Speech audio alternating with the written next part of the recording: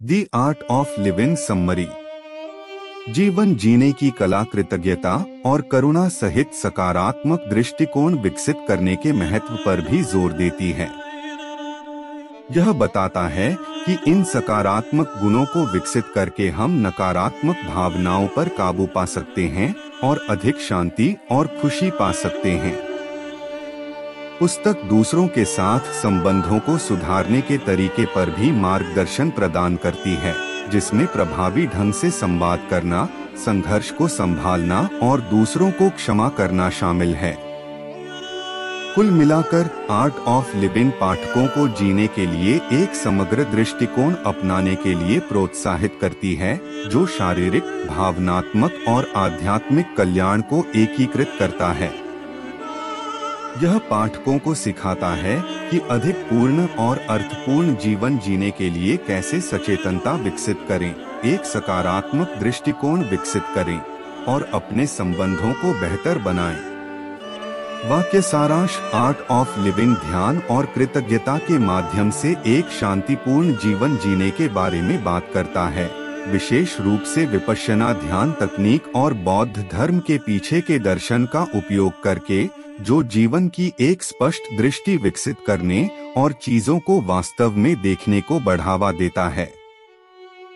हालांकि ध्यान अक्सर सम्मोहन, ट्रांस या मानसिक विश्राम से जुड़ा होता है, बौद्ध धर्म में इसका उपयोग मन को स्पष्ट करने और इसे सभी आंतरिक बकवास, अप्रासंगिक विचारों और संकट से मुक्त करने के लिए किया जाता है।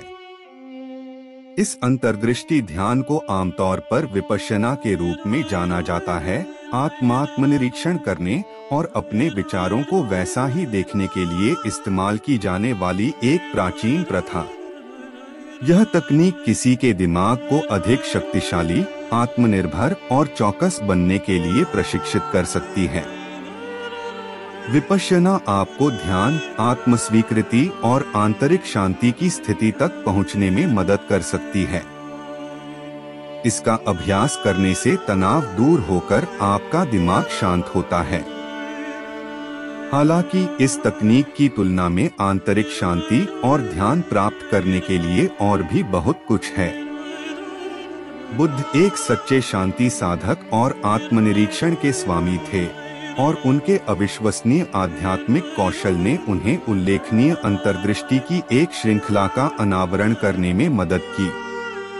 आर्ट ऑफ लिविंग उन्हें और बौद्ध धर्म और ध्यान से कई अन्य अवधारणाओं की पड़ताल करता है, जो जीवन पर आपके दृष्टिकोण को बदल देगा और आपको आंतरिक शांति प्राप्त करने में मदद करेगा। यहाँ पुस्तक से मेरे 3 पसंदीदा पाठ हैं। एक बार जब आप महसूस करते हैं कि आप एक अल्पकालिक प्राणी हैं, तो जीवन के बारे में आपका दृष्टिकोण काफी बदल जाएगा। सिला आपको सुख की स्थिति तक पहुंचने और दुख को कम करने में मदद कर सकता है। अपने मस्तिष्क, शरीर और आत्मा को समरूप और संतुष्ट रहने में मदद करने के लिए ध्यान का अभ्यास करें। पाठ 1: हमारा अस्तित्व निरंतर प्रवाह में है और दूसरे से दूसरे में बदल रहा है।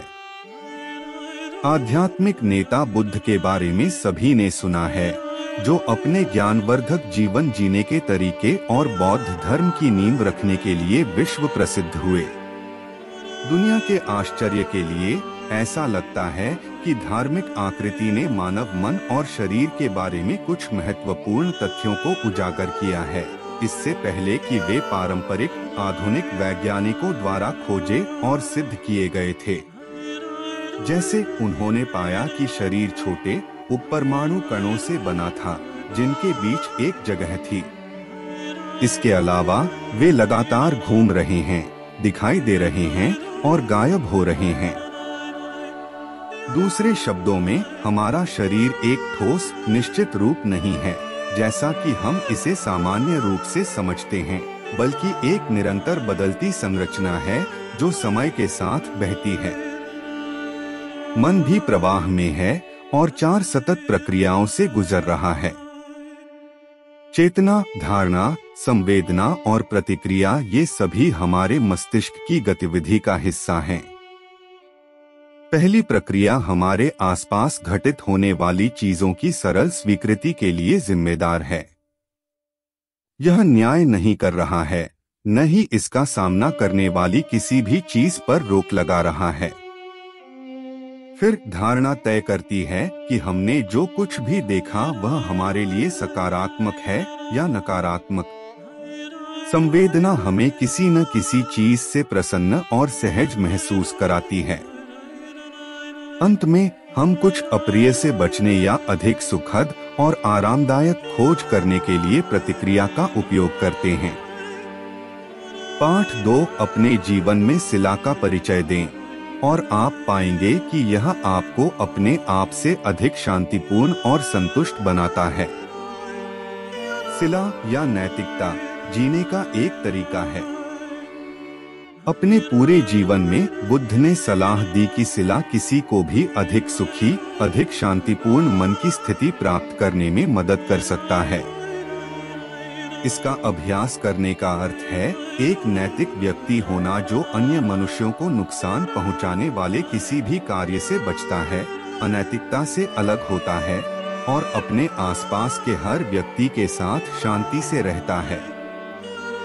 ऐसा करने से हम अपने आप से और अधिक शांत और संतुष्ट हो जाते हैं, यह जानकर कि हम दुनिया के साथ पूर्ण सामंजस्य में हैं।